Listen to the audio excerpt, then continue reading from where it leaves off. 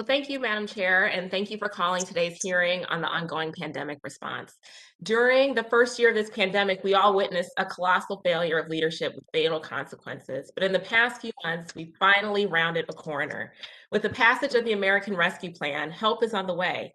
And after a year of grim milestones, including 500,000 dead, we finally have some new milestones we're celebrating, including over 100 million vaccine doses administered in the United States.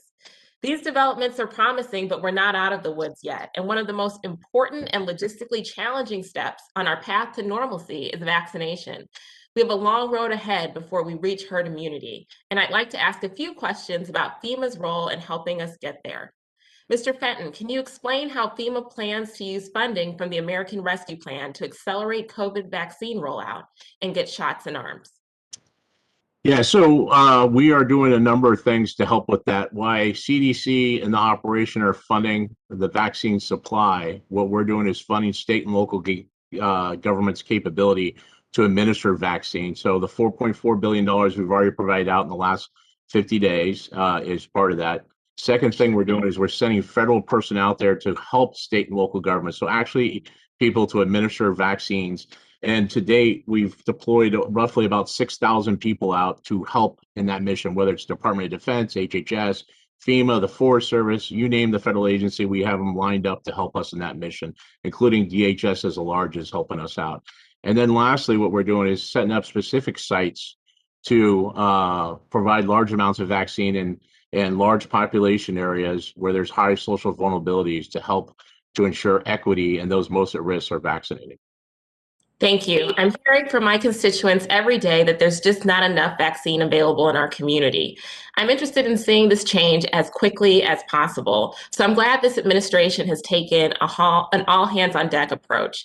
One component of FEMA's vaccine rollout support is the operation of mass vaccination sites, like the one at the United Center in Chicago. Mr. Fenton, what factors does FEMA consider and what stakeholders are consulted when selecting a site for a mass vaccination center like this one?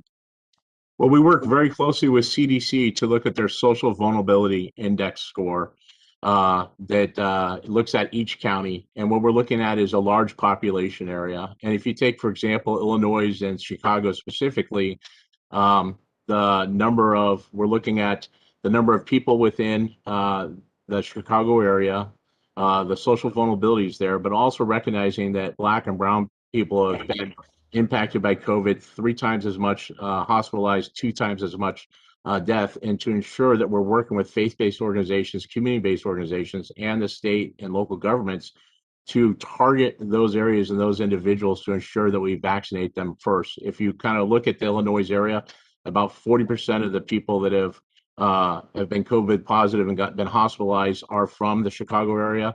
About 45% have died are from the Chicago area. So therefore, we're focused in on that area and trying to build relationships to the community to ensure that if there's any vaccine hesitancy, we get them vaccinated.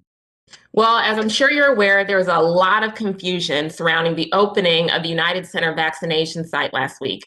The site was originally supposed to open for all Illinois residents, and then it was later restricted to Chicago residents only. State, county, and local officials in Illinois reported that this decision was made based on updated guidance from FEMA.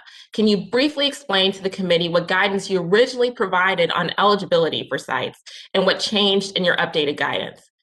Yeah, so in all 18 sites that we have open right now across the country, each one of them are focused only on that county. The state gets an allocation for the whole state, and we are focused just on the vulnerable populations within each county.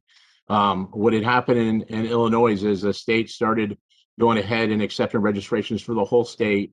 The first 40,000 open, and 87% of them were white Caucasians, and it was not the focus and the intention of why we set up that site. The site was set up for social vulnerable populations within the Chicago area to help those that have been most at risk. And so what we did was we stopped taking registrations for that system, and we got everyone together and said, let's focus on the most socially vulnerable, the most at-risk populations, and let's come up with a way to go ahead and do that. The intent of that site has always been, in all 18 sites that we've set up specifically for that, are for those vulnerable populations, those people most at risk.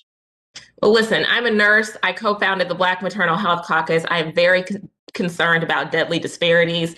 Obviously, I'm focused on doing a work with an emphasis on equity. However, we need to be clear about who is eligible for vaccines appointments at the outset and the availability of those appointments. And we shouldn't have people facing unnecessary confusion as they try to get their families vaccinated. I certainly hope that we can work together to make sure that folks in my district, which is suburban and rural and elsewhere, have access to life-saving vaccines, including from FEMA supported sites. Thank you, Madam Chair, and I yield back. Ms. Henson.